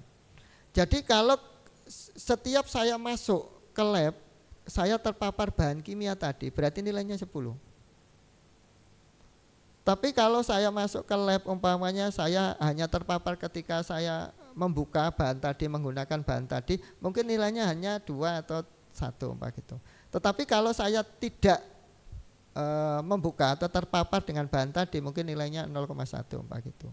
Nah, nanti Bapak Ibu umpamanya ini adalah sumber bahayanya apa gitu ya. Bahan kimia apa, nanti kemudian bisa dilakukan penilaian tadi ya. Tadi peluang, kemudian paparan, dan terakhir penilaian itu adalah dampak. Dampaknya hilang ya. Dampak itu nanti kita lihat mengakibatkan tidak ada ya, hilang. Kedel kelihatannya ya. Nah, dampak itu nanti kita lihat umpamanya dampak hanya luka ringan ya, atau mengakibatkan kematian. Biasa kalau kematian nilainya umpamanya 100 gitu. Kalau hanya luka lecet umpamanya nilai 7 gitu. Ada standarnya nanti insya Allah tersembunyi ya di sini, tapi insya Allah ada. Nah, tinggal nanti kemudian kalau bahan kimianya itu berat itu kan mungkin kalau terkena kulit terkelupas. Nah, itu font terkelupas itu kira-kira nilainya berapa di dalam panduan itu. Nah, kita nanti masukkan. Di situ kemudian kita kalikan, maka kita mendapatkan nilai risiko di setiap bahaya yang kita dapatkan. Nah, semakin besar risikonya, ya nilainya ya dari perkalian ketiga tadi, peluang, ya paparan dan dampak tadi, semakin besar, maka itu menjadi prioritas pertama kita melakukan pengendalian. Jadi kalau yang lain mungkin Pak gak ono anggaran nih, berarti prioritas anggaran tahun ini adalah yang prioritas risikonya perbesar. Kemudian tahun depan berikutnya yang menengah gitu, kecil gitu. Sehingga nanti kita sudah bisa perakirakan. Jangan sampai kemudian kalau kita tidak melakukan identifikasi penilaian ini, kita ya mungkin program kita lakukan tidak sesuai dengan kondisi bahaya yang ada, sehingga tadi kayak terjadi kebocoran bahan kimia atau apa. Tapi kalau kita sudah melakukan identifikasi dan itu terjadi kemungkinan paling besar, maka kemudian kita bisa lakukan upaya-upaya penanganan dengan baik seperti itu. Oke. Ini konsekuensi. Oh, ini ya yang dampak tadi ya. Konsekuensi itu berarti dampak ya. Ini nilainya enggak kelihatan. Nah, ini ya. Mulai dari 1, 3, 7, 15, 40 sampai atas ya. Nah, nanti kita lihat aja kriteria masing-masing itu masuk di angka keberapa ya. Itu adalah untuk mengukur nilainya. Nanti kali-kalikan. Insya Allah kalau seperti itu nanti sudah kita dapat besaran risiko di setiap unit kerja. Sekali lagi bahwa SMK 3 itu tidak FK secara umum, tapi melekat di setiap unit karena sifat karakteristik pekerjaan dan risiko itu ada di masing-masing unit. Dan pemilik dari risiko tadi itu adalah kepala ya lab di masing-masing unit tadi ya itu. Oke, nah ini adalah yang biasa yang saya sampaikan tadi adalah standar ya internasional ya. Jadi insya Allah hampir sama semua standar yang dipakai. Nah, untuk menentukan risiko besar atau tinggi itu bisa kita pakai ini Pak gitu. Kalau nilai perkaliannya tadi dampak ya, kemudian peluang dan paparan itu umpamanya nilainya 250. Berarti kan antara 200 sampai 400, berarti risikonya tinggi Pak gitu. Kalau hasil perkalian itu nilainya 25, ya berarti antara 20 sampai berapa 70, 69 berarti menengah Pak gitu. Sehingga nanti di akhir risiko itu bisa kita tentukan kira-kira risiko di setiap unit itu akan kita temukan apakah risiko sangat tinggi, substansional, menengah atau rendah. Seperti itu. sekali lagi semua pengendalian itu berasal dari sini. Jadi kalau kita ngomong manajemen risiko, ketika ngomong SMK 3, semua program SMK 3 itu harus berasal dari sini. Kenapa? Karena pada langkah perencanaan pertama di SMK 3 itu adalah identifikasi, penilaian, dan pengendalian risiko, seperti itu. Ini beberapa tadi kita risiko, tindak lanjutnya. Nah, baru kemudian terakhir pengendalian risiko ya. Nah, silakan, nanti pengendalian risiko itu banyak ya. Banyak tahapan, mungkin eliminasi biasanya ini bahaya, ini hilang, bahaya ini sangat berbahaya, dihilangkan enggak, bisa dihilangkan enggak. Kalau tidak bisa dihilangkan ya berarti kita masuk ke tahap kedua, bisa diganti enggak dengan bahan lain yang tidak berbahaya gitu. Nah itu. Kemudian kalau diganti juga tidak bisa, tidak ada penggantinya, dikendalikan secara teknik ya. Jadi ada enggak pengendalian secara teknik terhadap bahan tadi gitu. Kalau ada ya segera dilakukan pengendalian. Jadi rekomendasi kita adalah pengendalian teknik. Kalau pengendalian teknik masih tidak bisa optimal, maka kemudian kita bisa melakukan pengendalian biasanya administratif ya, administratif. Pengendalian administratif itu umpama gini. Setiap saat yang kita masuk itu pasti terpapar bahan kimia tadi. Ya. Tapi kalau bahan kimia tadi itu kita eliminasi, kita buang, kita hilangkan, tidak bisa karena itu bahan pokok utama. Dan baru kemudian kita pakai administrasi. Kira-kira kalau terpapar bahan ini itu amannya itu berapa jam? Oh, lebih dari 2 jam dia tidak aman. Maka pengendalian administrasi itu adalah kita hanya boleh masuk di ruangan tersebut hanya maksimal 2 jam gitu. Nah, itu adalah pengendalian administrasi. Dan ketiga, terakhir pengendalian itu baru APD. Ya, jadi kira-kira APD apa yang harus disiapkan. Jadi dalam pengendalian ini biasanya kita perhatikan pertama eliminasi, kedua substitusi, ketiga pengendalian teknis, keempat pengendalian administrasi, kelima APD. Nah yang jadi masalah kita selama ini itu langsung ke APD. Wes pokoknya tuku APD, tidak melakukan 1, 2, 3, 4. Kenapa? Yang disalahkan adalah pekerjanya. Makanya kalau bisa APD itu adalah pilihan terakhir ketika kemudian langkah pertama tadi pengendalian tidak bisa, kedua tidak bisa, ketiga tidak bisa, keempat tidak bisa, atau kemudian bisa sudah kita lakukan semuanya tapi masih ada bahan kimia yang ada yang memungkinkan berisiko, baru kemudian memakai APD. Kenapa? Karena beban APD itu sangat berat gitu ya.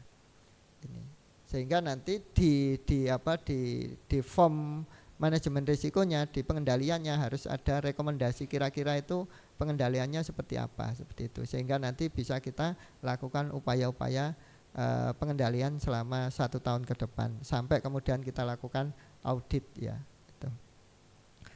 Oke, ini kemudian contoh ya risk magister bahaya bahan kimia ya. Ini saya ambil dari saya melakukan di beberapa lab di sini ya. Itu. Nah, ini nanti contoh beberapa. Nah, ini nanti bisa dipakai juga contoh di laboratorium ya. Nah, nanti kita setiap unit harus punya ini. Setiap unit sehingga setiap orang ketika masuk baca ini dia sudah tahu. Oh, di sini tuh bahayanya ini, risikonya ini. Kalau dilakukan apa-apa penanganannya seperti ini, seperti itu. Kalau bisa setiap unit harus di setiap lab harus ada. Ketika masuk kita sudah tahu. Tidak harus ada penjaganya, kita sudah tahu membaca itu ya. Ini namanya risk register ya. Jadi setiap unit itu punya risiko yang kemudian itu sudah kita catatkan dan itu nanti harus sudah ditetapkan juga oleh pimpinan. Ketika ditetapkan berarti pengendaliannya juga harus dilaksanakan seperti itu ya. Nah terakhir nanti kita akhirnya punya peta FK ini kira-kira ruang mana yang merah dilihat dari risiko-risiko tadi. Sehingga hanya melihat FK kita sudah tahu oh ini risiko rendah, sedang, tinggi kalau kita sudah melakukan manajemen risiko tadi dengan baik ya itu. Ya kalau sudah punya ini ya insya Allah nanti kalau akreditasi wis aman Bapak Ibu ya. Semua sudah dilakukan ya. Peta sudah ada, implementasi sudah ada, tinggal sekarang ngerjakannya yang berat. karena harus saya mendampingi Poltek itu 3 bulan selesai. Jadi saya mendampingi beberapa universitas terkait dan Poltek. Terakhir saya mendampingi Poltekkes ya Surabaya, itu ada 5 Poltek juga di beberapa wilayah digabung menjadi 1. Itu 3 bulan selesai ya dokumennya. Nah, tapi insya Allah kalau teman-teman sendiri di sini ya 1 minggu 2 minggu itu bisa selesai sebenarnya ya. Kalau mau mengerjakan ya. Nah kalau tidak mau mengerjakan ya itu tadi 3 bulan baru selesai ya. Nah, tergantung akreditasinya. Kalau biasanya akreditasi segera, berarti Bapak Ibu harus segera menyiapkan semua ini agar dokumen masing-masing tadi manajemen SMK 3 tadi SOP-nya sudah ada. Insya Allah nanti saya bantu menyiapkan dokumen bagi yang masuk tim ya, yang berkenan nanti saya dampingi ya, itu untuk nyusun dokumen SOP dan semuanya, termasuk mungkin nanti kalau mau melakukan manajemen risiko ada hal-hal yang perlu dikonsultasikan nanti akan saya bantu ya. Itu mungkin Bu Dr. Ida ya, jadi enggak banyak ya, ini cukup sekian ya, karena ini hari Jumat harusnya sudah pergi semua ya. Masih ada di sini. Saya akhiri ya. Wassalamualaikum warahmatullahi wabarakatuh. Waalaikumsalam warahmatullahi wabarakatuh. Monggo kalau ada yang mau ditanyakan Bapak Ibu, yang dari lab terutama ini. Pak Madi angkat tangan tuh. Oh, garuk-garuk. Cuman garuk aja. Oh. Nggih, Mbak Nuris monggo. Kalau nggak salah otoklaf di labnya jenengan yang meledak. Nggih, betul. Dengan sukses. Di FK itu sepertinya sudah dilakukan yang seperti Bapak jelaskan tadi. Salah satunya adalah eliminasi misalnya. Jadi di laboratorium saya di biokimia itu ada salah satu praktikum yang menggunakan logam berat. Kami menggunakan merkuri klorida. Sedangkan di waktu itu manajemen AMDAL kami belum terbentuk dengan baik seperti itu. Jadi dibuanglah di selokan misalnya yang bercampur dengan selokan biasa. Sedangkan kita tahu logam berat itu berdampaknya luar biasa, di tanah pun juga akan tersimpan bertahun-tahun. Tapi seiring berjalannya waktu, akhirnya di lab kami mengeliminasi praktikum tersebut dan mensubstitusikan dengan praktikum sejenis yang tidak menggunakan logam berat. Seperti itu. Jadi sepertinya FK sudah melakukan beberapa hal sih terkait dengan hal yang SMK3 Lab seperti itu. Gitu. Menyampaikan itu saja. Ya, berarti tinggal mendokumentasikan. Nah, yang belum SOP-nya. itu mendokumentasikannya. Kemudian saya tertarik dengan peta yang ruwet tadi sama menghitung beban resikonya. Karena mungkin di masing-masing lab itu juga punya baik bahan penelitian maupun bahan reagen yang resikonya besar. Misalnya di lab mikro teman kami sudah ada yang terdampak dengan itu, misalnya tertular TB, TBC seperti itu. Jadi kami diusahakan akan menghitung beban resiko itu supaya bisa dikendalikan resikonya seperti itu. Terima kasih. Terima kasih Bu, luar biasa ya sudah dilakukan ya. Jadi pekerjaan kita sekarang menyusun dokumennya, menyusun dokumen, dan itu tadi kelihatannya main risk-nya ya, manajemen risikonya yang mungkin perlu dilaksanakan ya. Ini sehingga nanti kita bisa tahu peta risiko di setiap unit kerja. Terima kasih.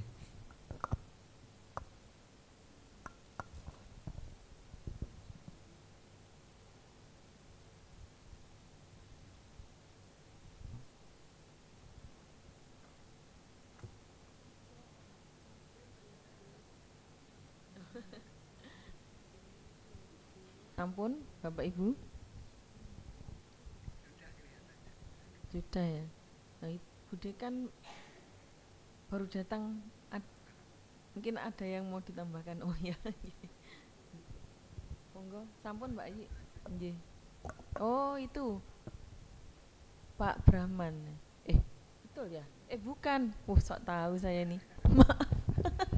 Itu Pak Kus, Bapak Kus. Bapak Selamat Kus. siang Pak, Iya. terima kasih atas waktunya Pak. Saya ingin bertanya Pak, untuk kriteria umum aja, apakah aspek psikis itu tidak termasuk dalam faktor K3 gitu Pak? Soalnya dari tadi itu cuma yang dijelasin secara fisik aja. Yang faktor psikis apakah tidak termasuk? Terima kasih Pak. Iya, itu masuk di ranah bahaya kesehatan kerja. Jadi bahaya kesehatan kerja itu ada fisik, kimia, biologi, ergonomi, fisiologi, dan psikis. Ya, itu ada situ. Jadi nanti kalau kita identifikasi di kesehatan kerja, nah ranahnya nanti ke PAK itu adalah itu tadi fisik, kimia, biologi, ya, ergonomi, fisiologi, ya, dan psikis seperti itu, atau psikologis biasanya. Oke.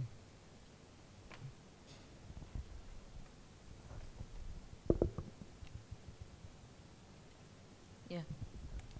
Cukup nggih? Oh, Bude kan mau menambahkan. Ini Pak Satpam ini mungkin mau tanya keselamatan dan kesehatan kerja. Pernah didatangi tamu malam-malam nggih Pak nggih?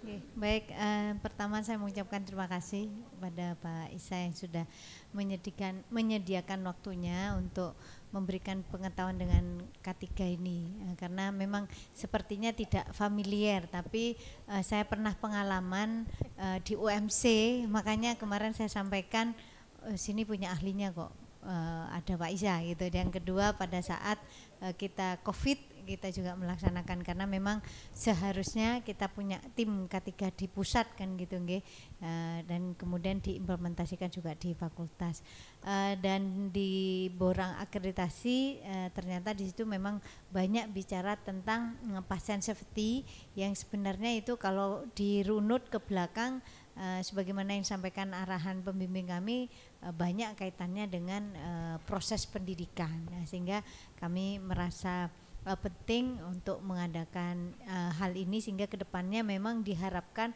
ada luaran SOP terkait dengan K3 baik untuk lingkungan internal maupun K3 untuk anak-anak kami yang sedang menempuh pendidikan profesi. Jadi harapan saya dari apa yang sudah disampaikan Pak Isa kepada teman-teman semua Civitas Academy yang hadir pada siang hingga sore hari ini, harapan saya nanti ada PR nggih Pak Isa.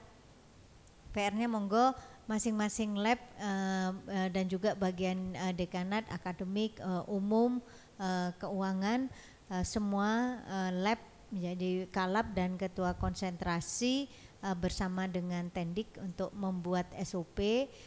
Nanti SOP-nya akan dikoreksi oleh Pak Isa, sehingga nanti tadi seperti saya ngikuti belakang Mbak Nuris, berhubungan dengan bahan kimia bla bla bla dan lain sebagainya. Nah, gimana dengan keselamatan dan ini kan tinggal dokumentasinya kan begitu. Nah, ini ayo kita sama-sama dalam beberapa hari ke depan monggo bisa disusun. Harapan saya minggu depan sudah bisa dikoreksi, dikasih masukan dengan Pak Isa, sehingga harapan saya paling tidak bulan depan kita sudah punya SOP dan kita sudah merubah perilaku kita sesuai dengan SOP yang kita buat. Ini tidak lain tujuannya adalah untuk memperbaiki kualitas kerja kita dan kualitas layanan. Kalau jenengan semua aman kan budekannya tenang gitu. Kalau anak buah saya ndak aman itu saya ndak tenang gitu. Karena istilahnya apapun yang terjadi itu adalah tanggung jawab saya. Makanya saya selalu berusaha untuk komitmen dengan apa yang menjadi keputusan kita bersama, termasuk ini K3 ini keselamatan kerja teman-teman itu adalah menjadi tanggung jawab terbesar dari pimpinan. Tetapi kalau sejak awal itu kita semuanya komitmen dengan cara membuat SOP, ada SOP-nya, kemudian menjalankan semua saat kita bekerja sesuai dengan SOP, insya Allah tadi bisa meringankan kita semua dalam bekerja. Kita selamat, kita nyaman, dan kualitas layanan di lingkungan Fakultas Kedokteran itu juga menjadi baik. Mungkin itu, sekali lagi terima kasih Pak Isa. Mungkin ada hal-hal yang kurang berkenan selama pelaksanaan ini. Saya mewakili Fakultas Kedokteran, mohon maaf yang sebesar-besarnya, dan sekali lagi terima kasih untuk waktunya jenengan berbagi ilmu kepada kami semua. Terima kasih. Wassalamualaikum warahmatullahi wabarakatuh.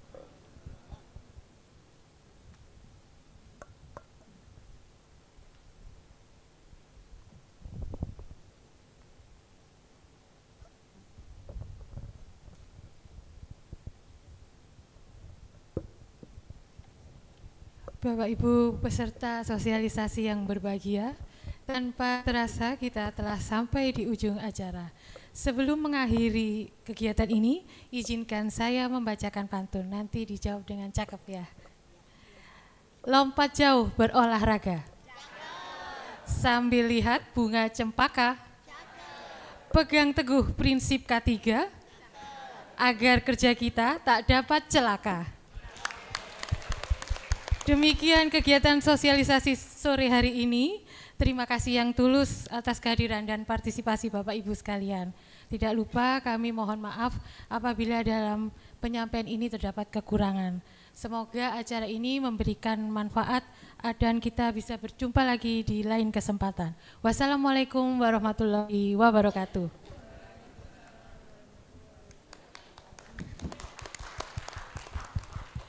Mohon tidak meninggalkan tempat dulu, kita berfoto lagi bersama.